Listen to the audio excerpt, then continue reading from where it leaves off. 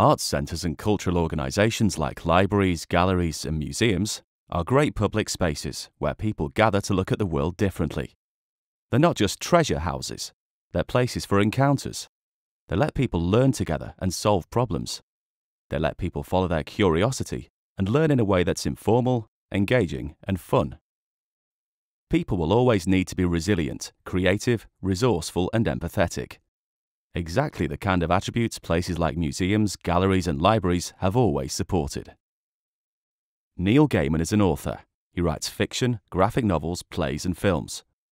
He describes himself as a feral child who was raised in libraries.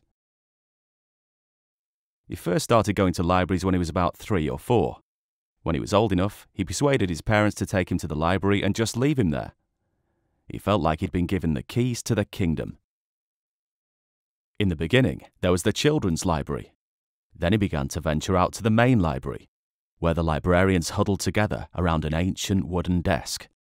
To Neil, they were the library police.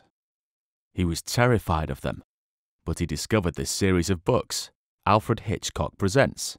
He couldn't work out how to find more of them, so he had to be brave and speak to the tall librarian with the dark beard. The librarian, like most librarians, loved being a librarian, helping a child with an interest, going out of his way to recommend things and get books in, no matter how obscure. He found those books and ordered them for Neil. He made Neil ridiculously happy. But that was an age ago, before the internet, before the information glut. Imagine you were a child now. What would draw you into a library, or indeed any other cultural space? Anybody online can find a book they know they want to read, but it's so much harder to find a book you didn't know you wanted to read. Physical spaces have real people there curating things, sharing knowledge and ideas. Physical spaces let you explore, to pick something up because the cover looks interesting. Pick something up because it's sitting next to the book that you meant to pick up. Reading a book puts you inside somebody else's head. You see the world through somebody else's eyes. There's nothing quite like the glorious serendipity of discovering something you didn't know you wanted to read. Participation in the arts contributes to community cohesion, reduces social exclusion and isolation, and makes communities feel safer and stronger for people of all ages. 60% agree that having more arts and culture in their area would make it a better place to live.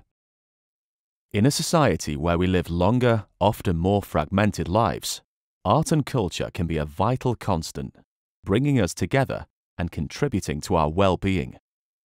From stimulating innovation and creative thinking to active and positive intervention, arts and culture is providing new solutions to society's challenges.